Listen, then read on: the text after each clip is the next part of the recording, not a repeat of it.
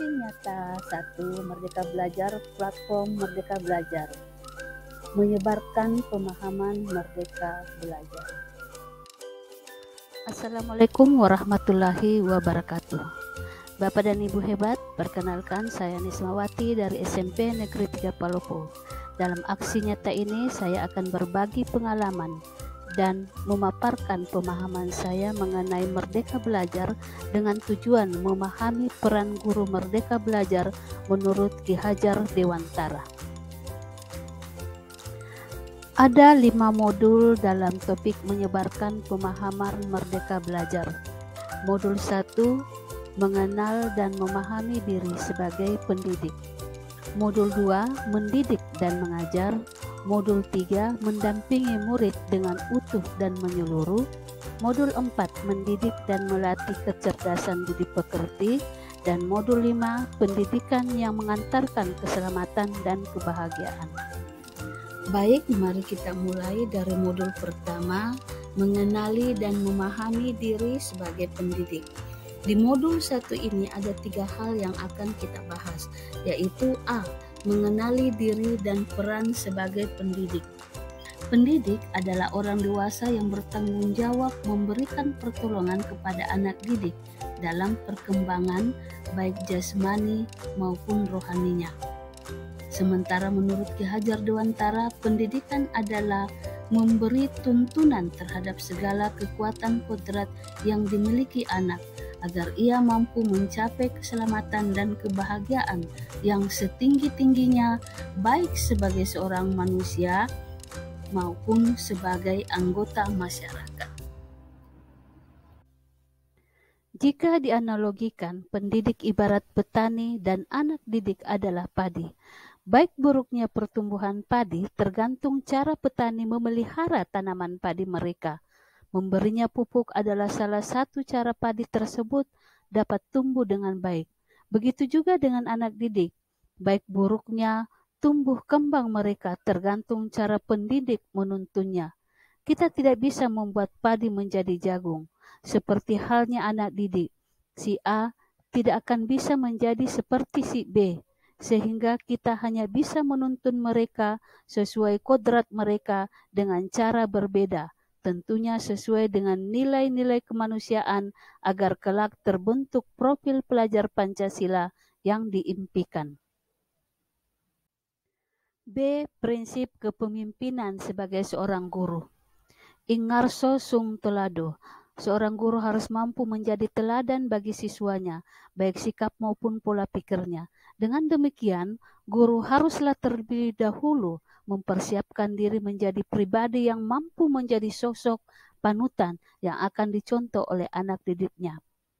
In Matia Mangun Karso, yang di tengah memberikan semangat ataupun ide-ide yang mendukung, seorang guru harus bersama siswanya untuk memantau gerak tumbuh mereka serta membimbing dan memberi semangat. Guru harus belajar secara mandiri, membuka akses lebar-lebar dari berbagai sumber informasi agar relevan dengan kebutuhan siswa sesuai zamannya. Tuturi Handayani, orang tua atau kita sebagai guru, sebagai suri teladan bagi anak atau siswa kita. Dari belakang, seorang guru harus bisa memberikan motivasi dan dorongan pada siswa. C. Apa peran saya sebagai guru? Menurut Ki Hajar Dewantara, seorang pendidik atau guru memberi ilmu demi kecakapan hidup anak dalam usaha mempersiapkannya untuk segala kepentingan hidup manusia, baik dalam hidup bermasyarakat maupun hidup berbudaya dalam arti seluas-luasnya. Pada dasarnya, pendidikan berhubungan dengan kodrat alam dan kodrat zaman. Kodrat alam berkaitan dengan sifat dan bentuk lingkungan di mana anak berada. Kodrat alam juga berhubungan dengan karakter dari anak itu sendiri. Misalnya sifat bertanggung jawab, rajin, jujur, malas, dan lain sebagainya.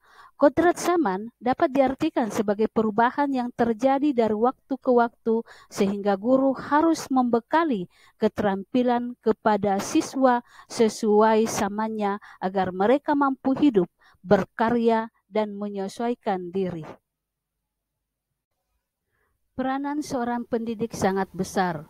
Hal apapun yang dilakukan di kelas, mulai dari memfasilitasi proses belajar, metode kerja kelompok, atau hal sekecil ucapan, termasuk pujian maupun cemoohan yang tidak sengaja terucap, akan meninggalkan makna bagi murid-murid yang kelak akan menjadi bagian dari masyarakat. Oleh karena itu, mulai dari merancang, memfasilitasi, hingga menilai proses pembelajaran, guru harus hadir secara utuh terhadap setiap hal kecil yang disampaikan di kelas. Hal tersebut akan berkontribusi pada kecakapan hidup anak saat dewasa. Untuk modul 2 ini ada 4 hal yang akan kita bahas, yaitu A. Mendidik. Mendidik adalah memelihara dan memberi latihan mengenai akhlak atau kecerdasan emosi dan pikiran. B. Mengajar diartikan sebagai usaha guru untuk menyampaikan dan menanamkan pengetahuan kepada siswa, didik, atau anak didik. Jadi mengajar lebih cenderung kepada transfer pengetahuan atau transfer of knowledge. Mendidik tidak hanya cukup dengan hanya memberikan ilmu pengetahuan ataupun keterampilan, melainkan juga harus ditanamkan pada siswa didik nilai dan norma susila yang tinggi dan luhur. Mendidik lebih bersifat kegiatan berkerangka jangka menengah atau jangka panjang. Hasil pendidikan tidak dapat dilihat dalam waktu dekat atau secara instan. Pendidikan merupakan kegiatan integratif olah pikir, olah rasa, dan olah karsa yang bersinergi dengan perkembangan tingkat penalaran peserta didik. C. Suasana kelas yang mencerminkan pemikiran Ki Hajar Dewantara adalah suasana kelas yang menyenangkan, bukan menegangkan. Guru menuntun siswa diberi kebebasan untuk mengeksplor pengetahuan, dibimbing tanpa paksaan. Guru harus jadi panutan dengan penuh kesadaran, dengan mengutamakan pembelajaran yang tetap berpihak pada anak. Karena saya yakin anak akan terbentuk menjadi karakter yang baik jika berada dalam lingkungan yang baik dan pendidik yang menuntun dengan penuh keikhlasan dan welas kasih.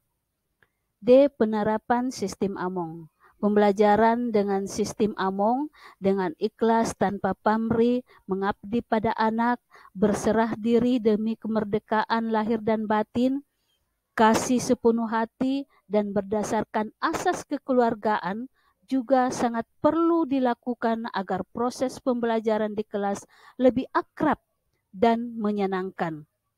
Salah anak bukan dosa, tapi karena merasa atau mereka belum tahu.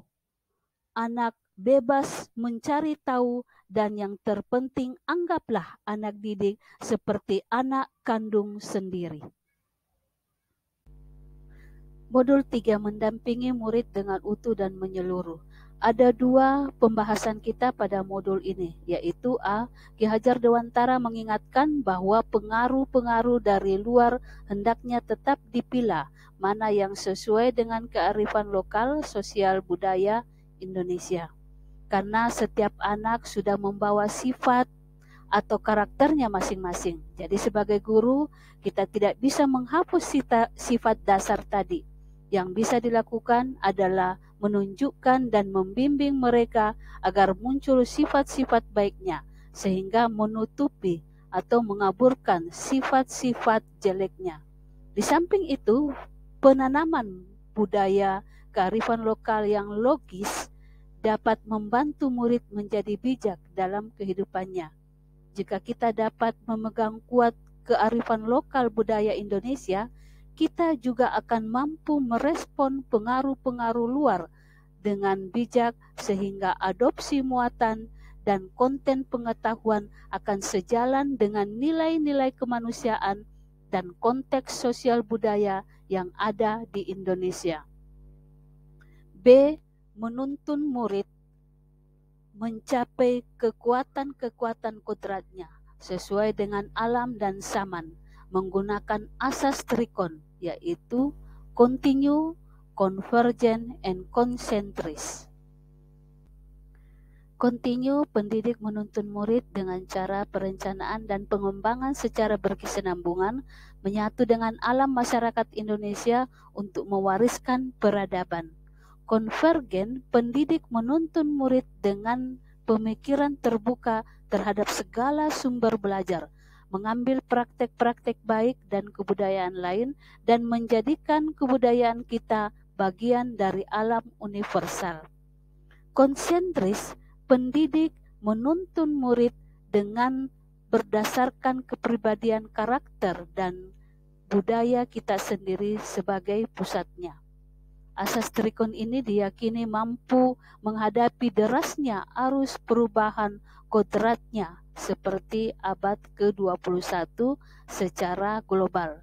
Pendidikan saat ini ditekankan untuk menuntun anak memiliki keterampilan abad ke-21, yaitu berpikir kritis dan solutif, kreatif dan inovatif, serta mampu berkomunikasi dan berkolaborasi.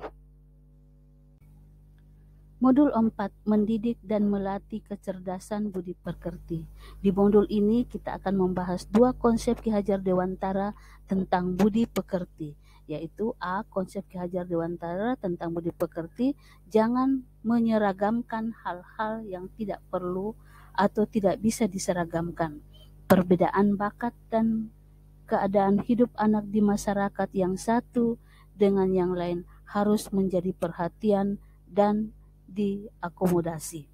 Terkadang kita memaksakan anak-anak supaya unggul dalam suatu bidang, padahal setiap anak memiliki kelebihan dan kekurangan.